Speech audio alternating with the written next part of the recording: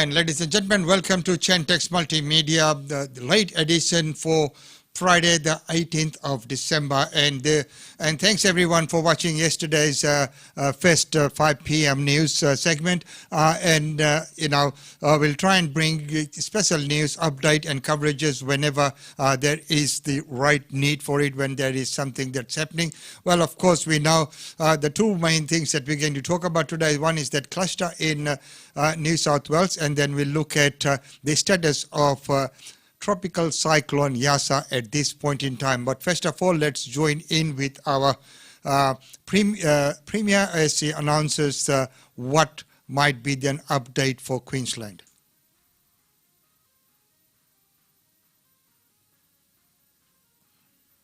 Okay, so there's a couple of issues we want to talk about today, and of course the first one is the outbreak that we are seeing in New South Wales. So from the outset, can I report in Queensland we have 3 new cases overnight, 2 are in hotel quarantine, and the third person is a woman from New South Wales who travelled to Queensland this week, has since tested positive and has returned to New South Wales. The New South Wales Premier also mentioned this woman in her press conference that has just been held.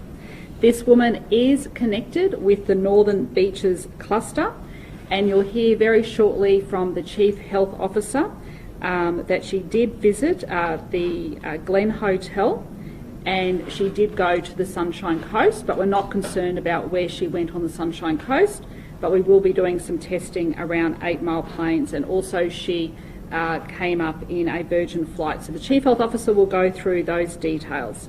So at the moment we have 11 active cases in Queensland, and we've had 3,272 tests over the past 24 hours. And once again, it is very, very important that if you have any symptoms that you do get tested. Now, in relation to the Northern Beaches, that has been declared a hotspot, and from 1 a.m. tomorrow, people from the Northern Beaches will have to go into mandatory hotel quarantine. I don't make any excuses for that. It is essential that we do that because we want to keep Queenslanders safe. So my message very clearly is if people are from the Northern Beaches of New South Wales, it would be well advised for them to stay in the Northern Beaches and not to travel to Queensland. And if that all happens, that's going to be very good. But our State Disaster Coordinator is also here, our Deputy Commissioner, and he will talk about the intercepts that we will be doing for flights coming into Queensland from Sydney, and also to random checks that will be made across the border. This is of concern. When the New South Wales Premier says she's on high alert, we are on high alert as well. And we are coming up to the festive season, and during this period of time, people are mixing with their family and friends, they're going away on holidays, they're getting ready for Christmas, and a lot of people are not necessarily paying attention to what's happening in the media. So what we do want Queenslanders to do, and we'll be getting out our messages not just through the media that are here today, but also through social media. It is very important that everyone is very conscious about what is happening and taking those extra precautions. So if we all do that, we will come out of this very, very well. So we'll be monitoring, of course, what happens in New South Wales. They said they now have 28 confirmed cases. It is a rapidly growing situation which we are all keeping a very close eye on. But at this stage, we will continue to observe that hotspot regime, and that is being consistently followed throughout Australia as well. So I just want to give people that sense of security in terms of we are following practices that other states and territories are also at this stage. So I just want to alleviate people's concerns there. So look, I'll hand over to Dr. Young to give further updates, and then we will deal with the second matter once we get through this. Okay, so Dr. Young. So we do have 3 new cases confirmed overnight, 2 of them in hotel quarantine. 1 person recently returned from Iraq, the other from Afghanistan, and we're all used to that process now. Then the third case is a lady in her 50s who travelled up from the Northern Beaches on the 16th of December. She flew up on Virgin Flight VA925, arriving into Brisbane Airport at 9:30 a.m. We are currently contact tracing the rows in front of where she sat, behind and either side, so that's happening. But anyone who was on that flight should, if they develop any symptoms at all, immediately get themselves tested. As I said, we are contacting those people who are most at risk, but anyone on that flight should come forward and get tested if they have any symptoms at all. She then got a hire car and travelled to 8 Mile Plains and went to lunch at the Glen Hotel. So anyone who's attended the Glen Hotel after 11:30 a.m. on the 16th of December, if they develop any symptoms at all, should immediately get themselves tested. Again, we are contact tracing people who did attend lunch, who we are most concerned about, but anyone who went to the Glen Hotel restaurant after 11:30 a.m. should monitor themselves and immediately come forward and get tested if they have any symptoms. The lady then travelled to the Sunshine Coast, and we're contact tracing there. She went to a hotel but only had contact with the receptionist, so we're working with that receptionist. Otherwise, she didn't have any board contact there. She then travelled, stayed overnight the Sunshine Coast, then travelled through Brisbane to return home to the Northern Beaches, and she went into the Prince Charles Hospital and got tested for COVID because a friend of hers let her know from Sydney that the issue was developing there. So she got herself tested and then travelled on to Sydney and is now back in Sydney.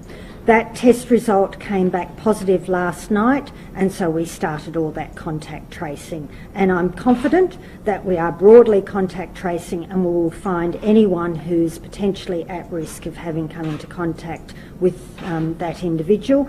But the message remains exactly the same as it has always been. Anyone in Queensland today who has any symptoms that could be related to COVID-19, so broadly any symptoms, should immediately come forward to one of our many testing sites across the state and get tested. Now, because of this rapidly escalating cluster in the Northern Beaches, we're now, as we heard, at 28 cases, and we expect that there will continue to be more. I have declared the Northern Beaches area of Sydney a hotspot, and as of 1 a.m. tomorrow morning, anyone who has been in that area on the 11th of December or subsequent to that date will need to go into government hotel quarantine for 14 days when they arrive into Queensland. So that's all been put in place. Until that is in place, we will be issuing orders to people that they need to go into home quarantine for 14 days from when they left the Northern Beaches.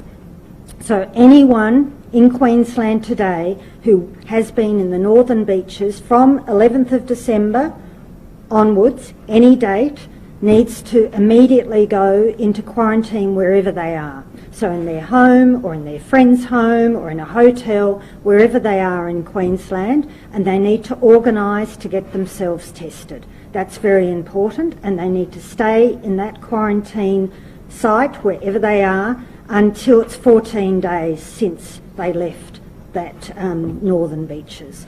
Now, that police will be working through to see how we can find people, but essentially I'm relying on people to do the right thing, and we know from the start of this pandemic that Queenslanders overwhelmingly have done the right thing, so I ask them that they continue to do that.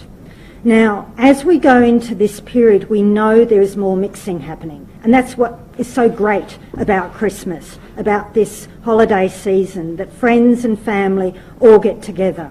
We just have to continue to be really cautious. We have to be sensible as we go through these next few weeks. This is a rapidly evolving situation in the Northern Beaches and could well expand through other parts of Sydney.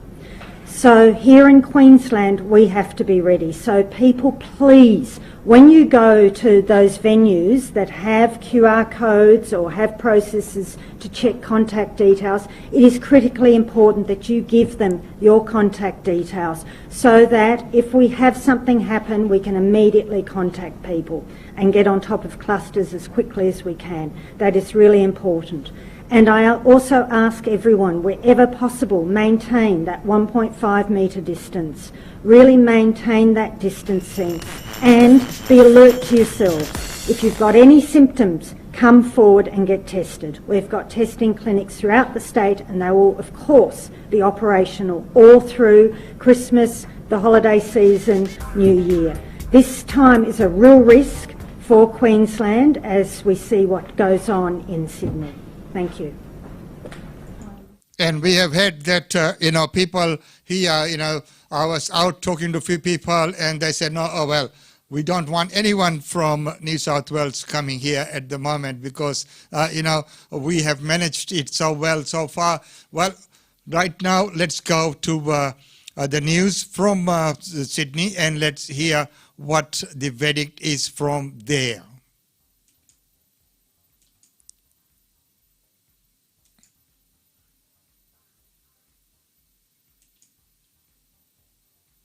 By thanking the public, especially around Avalon and the Northern Beaches, for responding so positively to the testing that we've asked everybody to do given the outbreak of the cluster.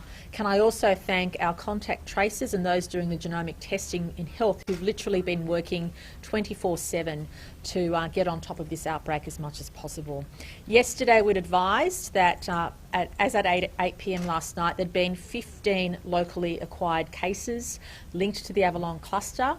2 from the previous day had brought that total to 17. There is also one additional case of a person who travelled to Queensland that also had obtained that from that same cluster, which brings that up to 18. And then overnight, since 8 p.m, we have had 10 additional cases. So those 10 additional cases mean that in the last 48 hours, there's been a total of 28 linked to that cluster. All but one is confirmed to be linked to that cluster, and Dr. Chant will provide a detailed breakdown of what those 28 cases are and what that means moving forward. Can I please stress to everybody in and around Avalon and the Northern Beaches that for the next 3 days you should not be leaving your home unless it's absolutely necessary. Please make sure that if you do leave your home for necessary business that you wear a mask, especially if you're going grocery shopping, especially if you're catching public transport. And of course, stay away from non-essential activities such as entering what we regard as those high-risk venues, whether it's a hotel, a restaurant, a cafe. People should only be undertaking on the Northern Beaches absolutely necessary activity. And if we get on top of this in the next 2 or 3 days, all of us will be able to have a much better Christmas. But if we don't get on top of it in the next few days, it could mean further restrictions down the track. We don't want to go for that. We want to see what we can manage with the existing guidelines we've set for the community. And I do want to thank deeply the community of Avalon and more broadly the Northern Beaches who have responded very positively to what we've asked them to do. Minister Hazzard will outline all the clinics that are available for testing. We do note that some people said yesterday they had to wait a couple of hours before they were tested. We want to avoid that. So there's at least a dozen places you can go get tested, including over the weekend, which Minister Hazzard will outline. 6 or 7 of those. So that's an update from Sydney, from New South Wales, and as the Premier there had mentioned that, people of Avalon and the Northern Beaches are behaving well, and if it is not under control within the next few days, there could be further restrictions. So that still puts a lot of people in limbo. People are still unsure about whether, about the bookings and whether they should cancel any arrangements that's been made or leave it till the last minute. And of course, we know what's going to happen at the last minute. It will be a lot of panic when people try and book accommodation, flights, trains, whatever it might be. It will be very, very hard. So it is a very hard situation now. But right now, let's hear from our Prime Minister as he announces some of the cabinet changes and also addresses this situation in New South Wales. Good afternoon. Before I make some statements about the changes to ministerial portfolios that has been brought on, of course, by the retirement of Matthias Cormann.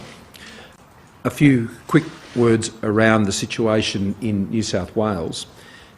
As you all know, we have a reported total of 28 locally acquired COVID-19 cases that are linked to the Northern Beaches cluster.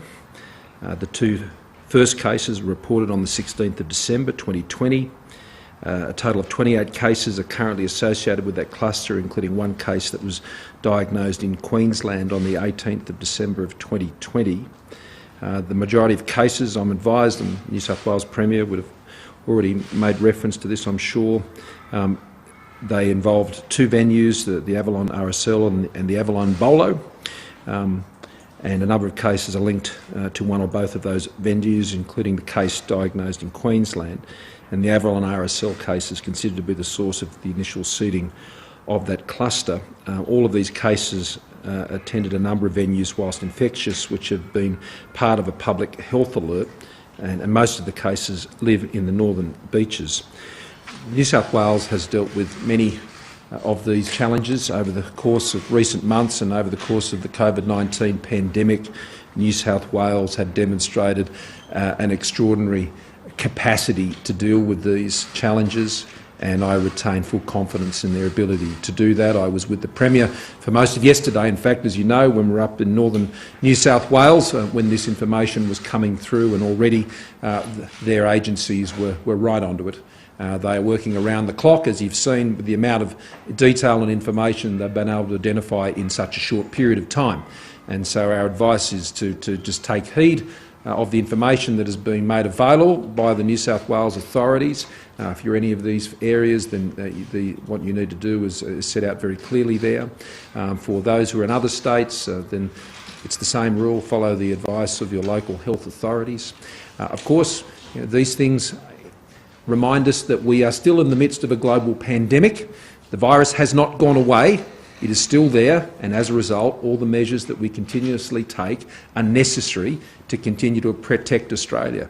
We've dealt with this before, we'll deal with it again. It's important that people just remain calm about these issues and follow the instructions that they're receiving from their local health authorities. And I was in contact again with the Premier of New South Wales just before coming out here, and she, like I, am very grateful to the cooperation of the public in responding to their requests and following the instructions that are being provided. I'm very grateful to the Australian people for the way that they've always, throughout the course of this pandemic, just got on with it and made sure that they're taking the necessary precautions and being highly responsive to the requests that are being made of them. But today I'm here to announce changes to the ministry, which I propose to recommend to the Governor-General. The decisions that I've made reflect a very strong focus on stability in key portfolios, together with a commitment to bring forward some new talent as Australia continues its comeback from the COVID-19 pandemic. In a time of great uncertainty, stability and consistency is very much what is needed. And what I'm announcing today, I think, very much continues that thread of what has been a constant in Australia over the course of this year.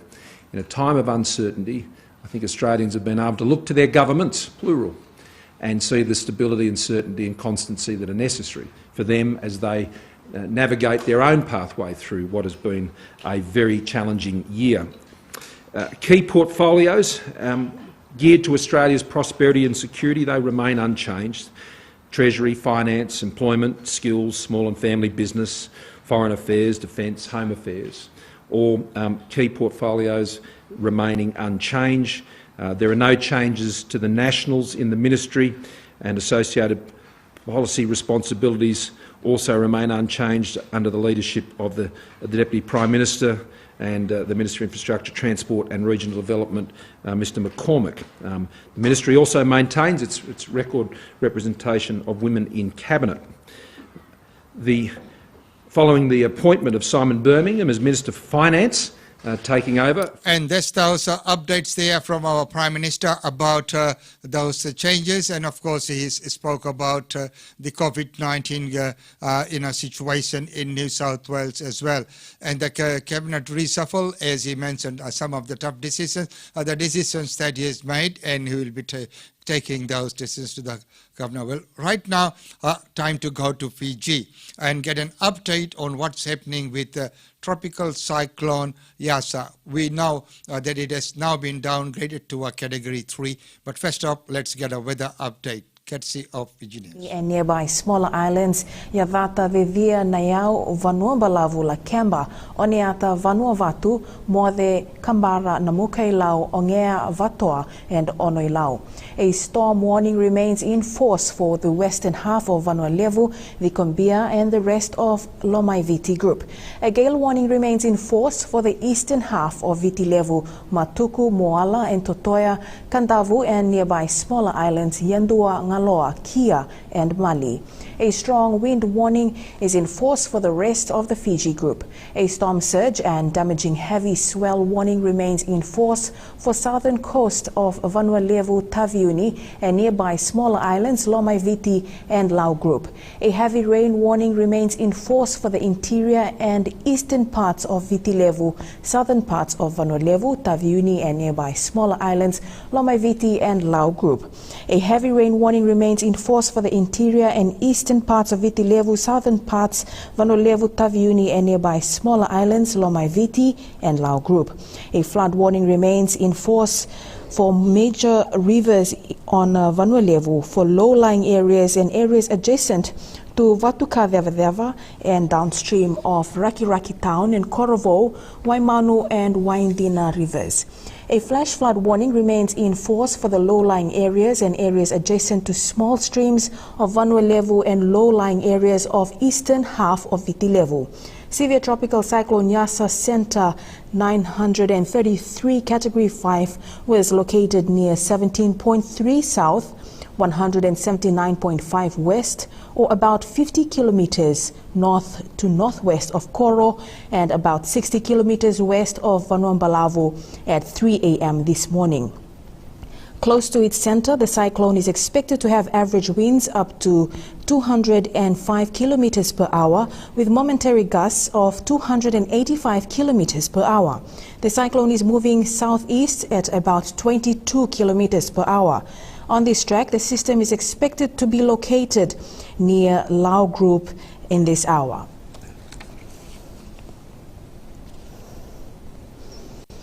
Tropical Cyclone Yasa has left a trail of destruction in Vanua Levu. Dama District School, Ndreketi Primary School and Thomboi District School in Vanua Levu have suffered extensive damages. The Ministry of Education will confirm today on the number of schools that were damaged by TC Yasa in the Northern Division. It has been a very difficult couple of hours for many families as Tropical Cyclone Yasa swept through the Northern Division last night and early this morning. Tropical Cyclone Yasa is making an impact in the Mbua province. Villagers in Mbua are starting to feel the full brunt of tropical cyclone as of 6 p.m. last night. In this video footage, a roof of a school in Ndreketi has been blown away by the strong TC Yasa destructive winds. Close to the center, the cyclone is expected to have average winds up to 240 kilometers per hour with momentary gusts to 345 kilometers per hour. The cyclone is moving southeast at about 18 kilometers per hour. The Fiji Police Force is pleading with members of the public to be more cautious during this time of inclement weather and heavy rain. This is after the Nadi Weather Office predicts more rain in parts of the country. People are advised to stay clear of flooded areas. Parents and guardians are urged to keep a close watch on little ones and keep them out of harm's way. And of course, keep them out of harm's way and be very, very careful. Of course, there's, roofing iron, nails and rusted things. Everything's out about, so be very careful. Well, right now, let's go to Fiji and hear from Prime Minister Bainimarama. Buluminaka, everyone. Super Cyclone Yasa's assault on Fiji began in the Yasa hours yesterday afternoon. The storm made landfall as a Category 5 system last night in the Bua province of Vanua Levu, with wind speeds up to 345 kilometers per hour. It tore across Vanua Levu through the night, exiting Sawani in Bua and then sweeping across the central Lau group. Its strength has dropped to Category 3 and it is currently heading southeast, hopefully away from Fiji. After an eastward shift from its original path, just over 93,000 Fijians found themselves in the path of the storm. 2 fatalities have been confirmed, a 45-year-old man in Lambasa and a 3-month-old baby. We have about 24,000 Fijians in evacuation centers across Fiji. We will keep these centers open as long as necessary. Our police and discipline forces will be monitoring all homes in affected areas. The dust is yet to settle, and we will continue to assess the scale of damages in the coming days, but we are likely looking at hundreds of millions of dollars in damages. In the meantime, our operational focus for the next 24 hours is on maintaining public safety, clearing roads, restoring critical infrastructure and services, re-establishing communications with severely affected areas, and coordinating support from our development partners. We have allowed public transportation to resume. From today, the curfew hours will be from 5 p.m. to 6 a.m. in the Northern Division in Vanua Levu, and from 8 p.m. to 5 a.m. throughout the rest of Fiji as families return to their homes from evacuation centers.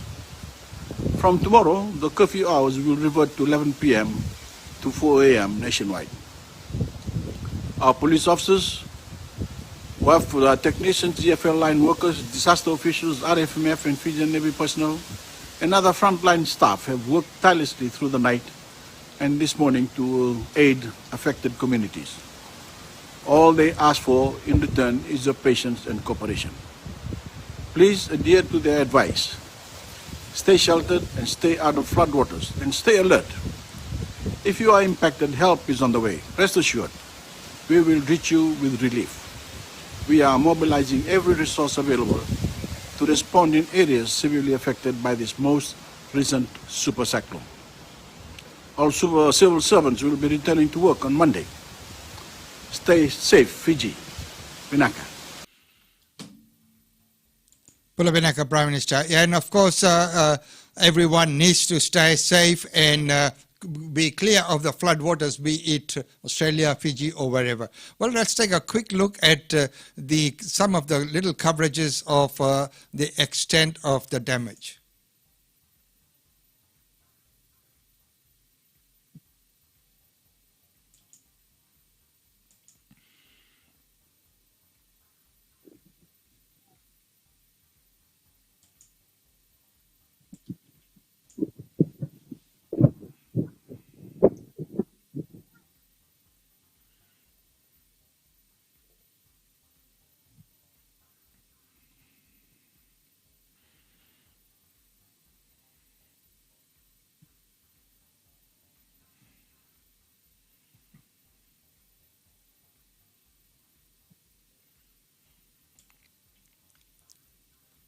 So it is quite sad when you look at all the situation there, but of course we know that lots of fundraising activities have begun, and I have received quite a few calls here that there will be some activities happening around, as we had Senator Paul Scar in this studio in the morning, and he also said that, you know, Zach from his office has been liaising with some of the Indian community here, Fiji, the Indians, and of course the Fijians, Semi Mio and the other community leaders, and there will be some fundraising activities that would be undertaken. So, you know, it is very sad to see the state of affairs that's there, but at least, you know, most of the danger part is over and now being degraded from category 5 to category 3, but of course a lot of damage has already been done.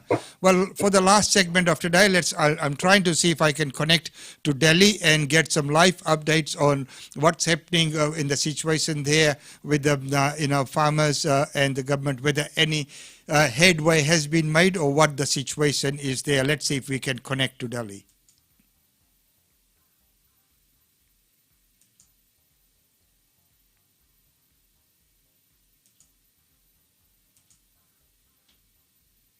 Below normal, and it is not just the minimum temperature, means not just the night and early morning temperature which is the cause of worry, but even the day temperatures are dipping quite a bit, and that's why the feeling of cold is more in daytime.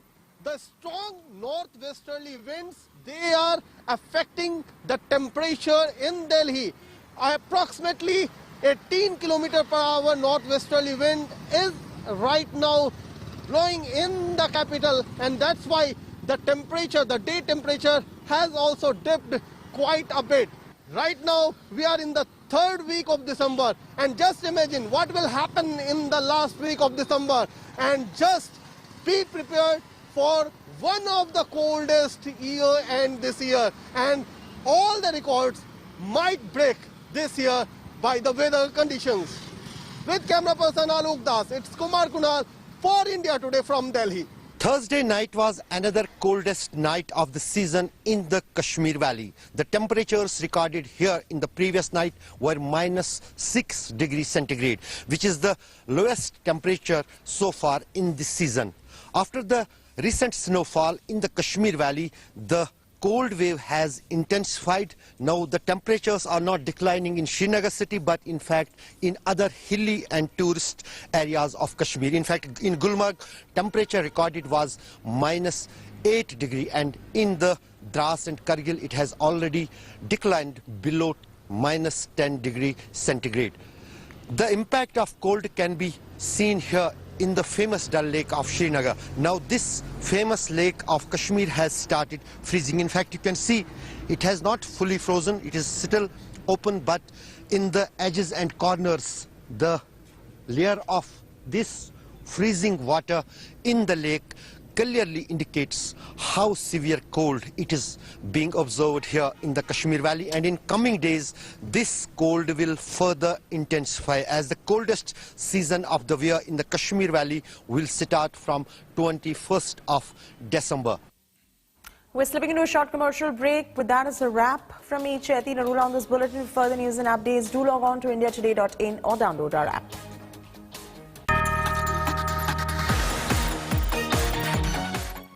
So, ladies and gentlemen, that's all from us today in this 5 p.m. special bulletin, where we have been covering what's been happening in Fiji, and of course that situation with the COVID-19 cases. Well, we might have a quick look at the top news as well. Issues being raised one after the other. With camera person Tapas Mary Tismanogia Loiwal in Kolkata for India Today. Reporting from the Dak Bungalow roundabout in Patna, this is Rohit Singh for India Today. With camera person Daniel from Chennai, this is Akshay now for India Today. Grounded in journalism, on the ground reporting. So, ladies and gentlemen, with that, have a wonderful weekend. And don't forget that tomorrow we have the weekend edition. And in the weekend edition, we will be sort of analyzing the cricket that's happening today in Australia, because we've had so much comments and commentary from India that, we should be updating on that. So I'm getting someone in tomorrow, an expert. I will leave that name till tomorrow. You have a look and you find out who that person is, and we will be covering, analyzing how the match has been going. But because there's been so many other things happening which has been sort of overshadowing what's been happening on the cricket fields, as you know, the COVID-19 cases, the farmers' protest, then the hurricane in Fiji. So many things that have been happening which has sort of overshadowed that a little bit. And of course, right now people are in a limbo situation, trying to see how they go ahead with their holiday plans, especially if there was someone's coming from interstate or someone was planning to go interstate. They will have to think twice and many of the planes might have to be a little bit more fluid, can't be too rigid until then. Well, ladies and gentlemen, it's been wonderful having your company. Once again, this has been a special presentation of the 5 p.m. bulletin from Australian Indian Radio and Brisbane Indian Times via Chentex Multimedia live streaming. Until tomorrow, stay safe and be good.